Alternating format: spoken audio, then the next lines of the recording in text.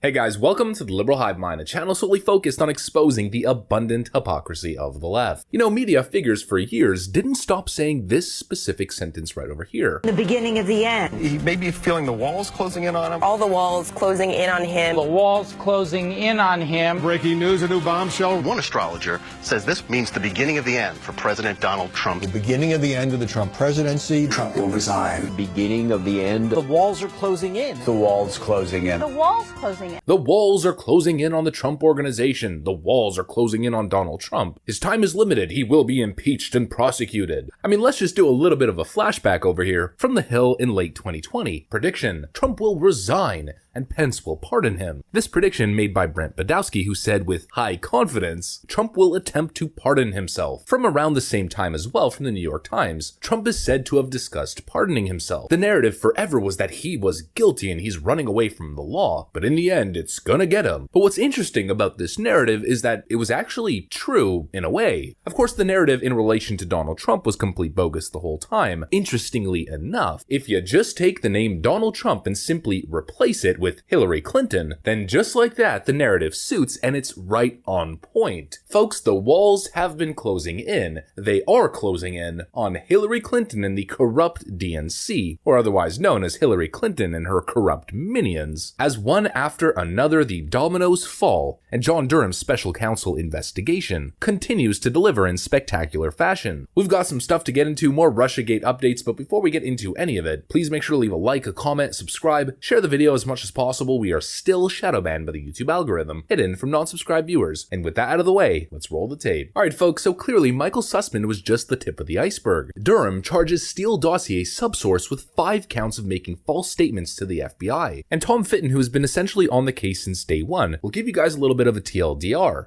Big story here. Special counsel John Durham charges the Russian analyst behind the Steele dossier with lying to FBI agents.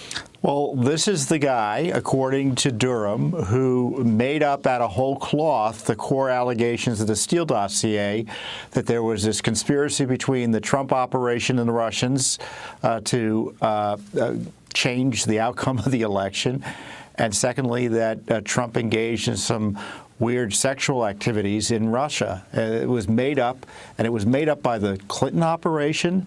Fusion GPS hired Christopher Steele, who hired Jujanenko, who is the guy who made it all up. And, of course, he's a Russian.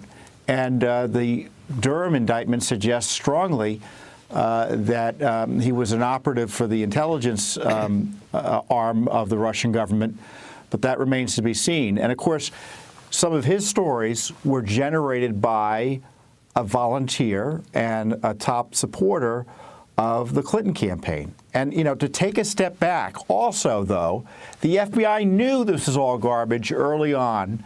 They should have known it was garbage. In fact, they were so desperate to get dirt on Trump that they were also paying Christopher Steele, Judicial Watch uncovered, in 2016 at the same time the Clinton campaign was paying him. Folks, this thing goes deep, and the deeper you go down the rabbit hole, it always leads to one specific individual. Hillary Clinton. Longtime Clinton crony takes center stage in latest Durham indictment. An elusive ally of the Clintons was a key figure in Thursday's indictment of Igor Danchenko. The analyst who contributed key information to the infamous, quote, Steele dossier, Charles H. Dolan Jr., a former aide to Hillary Clinton, is identified as PR Executive 1 in the indictment, which stemmed from the special counsel John Durham's long-running investigation into the FBI's probe of Donald Trump in 2016. Igor Danchenko, who is now charged with lying to the FBI 5 counts, intentionally misled the FBI when he denied in a 2017 interview that he had spoken to Dolan about any material contained in the file, according to the charging document. Dolan, however, was Danchenko's primary source for a section of the dossier that analyzed Paul Manafort's resignation as Trump's campaign chairman in August 2016, the document claims. And so the whole thing stems around a phone call. Essentially, Igor Danchenko was feeding the information to Christopher Steele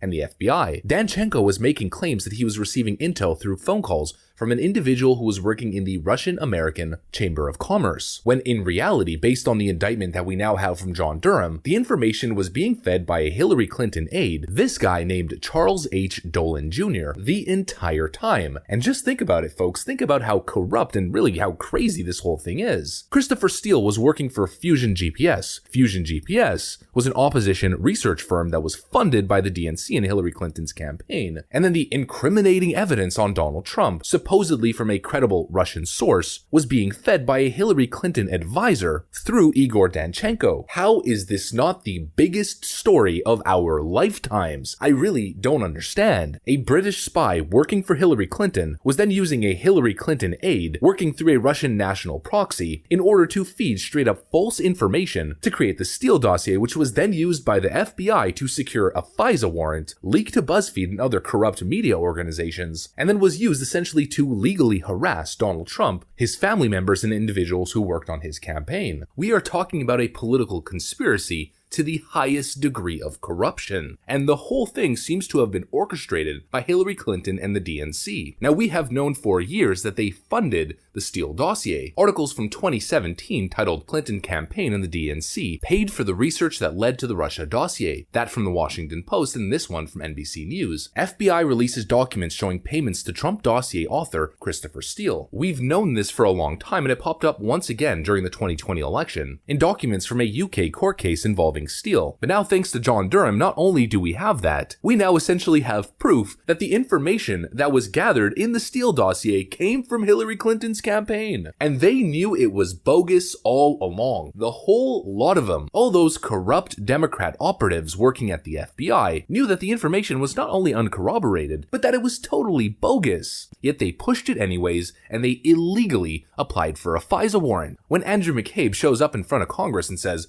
"Well, I would have not signed it today had I known then what I knew now," it's really just not believable. I don't believe him. They knew since day one that this whole thing was a political conspiracy. It was a conspiracy to stop Donald Trump at all cost. And even after they failed to stop him, this was plan B. They had been cooking up this whole Russia conspiracy nonsense since the start. And when Hillary Clinton finally lost, well, of course they plowed straight ahead with plan B. A conspiracy to unseat a duly elected president. A conspiracy which involved politicizing federal agencies. A political play that will degrade the trust in these specific federal agencies and institutions for generations to come. We're talking about damage to the American system and the reputation of these organizations that may never actually heal, all under the premise of Orange Man Bad. Hillary Clinton would rather degrade these institutions and destabilize the American populace rather than just accept political defeat. And then, of course, they have the audacity to push the type of rhetoric that they do today on how democracy is under threat from the Republican right. They inflamed political division, created false moral outrage, literally convinced millions of Americans that Donald Trump was a Manchurian candidate, a Russian spy, a Russian agent working for Vladimir Putin, used figures like Rachel Maddow, Adam Schiff, Jake Tapper, and others to disseminate their propaganda and false information in one of the most evil and corrupt political conspiracies in American history. There is only one way to achieve justice in this case. Hillary Clinton and her DNC cronies must be held to account, and if charged and found guilty, must be prosecuted to the fullest extent of the law. And the craziest thing is, we might actually one day get to see that. Arrest illustrates how the Steele dossier was a political dirty trick orchestrated by Hillary Clinton, where Andrew McCarthy writes that the special counsel John Durham's indictment of Igor Danchenko, the principal source of the bogus Steele dossier used by the FBI as the basis for the Trump-Russia investigation, further illustrates that Durham has his sights set on the Clinton campaign. So the walls may be closing in after all, just not on Donald Trump, but rather the Clinton DNC machine. That's what I got for you guys though. If you enjoyed this video, please make sure to leave a like, a comment, subscribe, share the video as much as possible. We're still shadow banned by the YouTube algorithm. I gotta get back to work though. Thanks for watching, and I'll see you on the next one.